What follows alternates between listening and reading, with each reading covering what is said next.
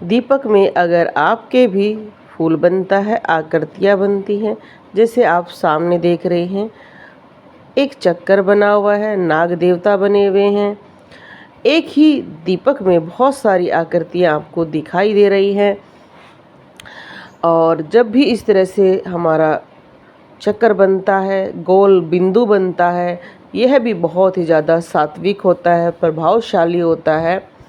बहुत सारे व्यक्ति ये पूछते हैं कि जी किन व्यक्तियों के दीपक में ये आकृतियाँ बनती हैं, फूल बनते हैं या अलग अलग उनके रंग बनते हैं, क्योंकि बहुत सारे व्यक्तियों के दीपक में ऐसा प्रभाव नहीं होता है, तो कुछ लोग इन चीज़ों को झूठ भी मानते हैं। तो आज इस वीडियो के माध्यम से आप जान पाएंगे कि जो व्यक्ति मन से प्रेम से अगर भक्ति करता है तो उसके दिए में फूल बनता है।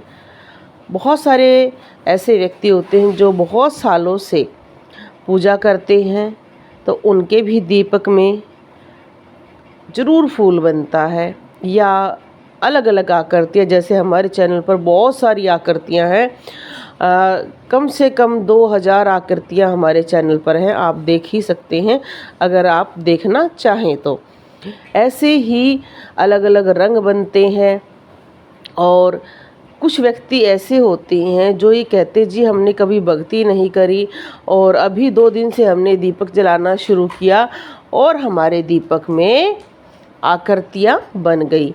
ये होता है कि उनकी पिछले जन्म की जो भक्ति होती है, जैसे ही उनको वो उस लाइन में दोबारा आते हैं या ये कह सकते हैं दोबारा भक्ति करते हैं, तो उनके पुण्य जागृत हो जाते हैं और उस पुण्य के प्रभाव से दीपक में आकृति बनती है।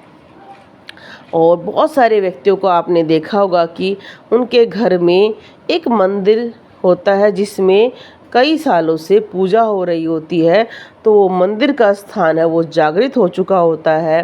वो स्थान बहुत प्रभावशाली हो सकता है और वहाँ आप अगर दीपक जलाते हैं और अगर आपके मन में सच्ची श्रद्धा है, तब भी आपके दीपक में सुंदर सी आकृति बन सकती है। छोटे छोटे जैसे बहुत सारे लोग उपाय करते रहते हैं कि हमारे दीपक में हम फूल डाल देते हैं, इत्र डालते हैं, कभी चावल डालते हैं, उनके भी दीपक में सुंदर आकृतियाँ बनती हैं, क्योंकि अग्निदेव का प्रभाव उनके दीपक में बहुत अच्छा रहता है।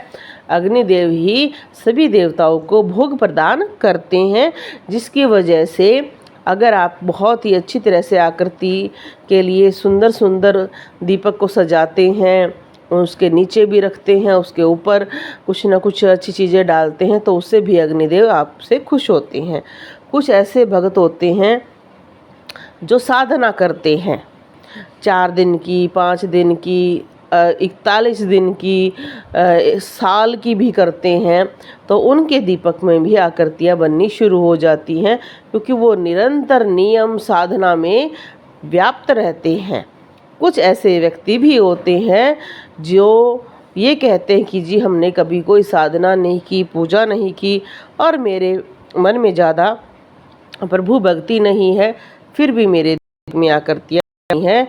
वो सिर्फ एक मात्र कारण होता है कि उनका घर का जो दीपक है वो जागृत हो चुका, उनके घर की ऑरा अच्छी है और वो सदैव उस चीज़ को दर्शाएगी। अगर वही व्यक्ति कहीं और आकर दीपक जलाएगा तो शायद उसके दीपक में आकृतियाँ ना बने। दीपक की आकृतियाँ हर किसी की नहीं बनती हैं, अगर कोई चाहता है तो बना।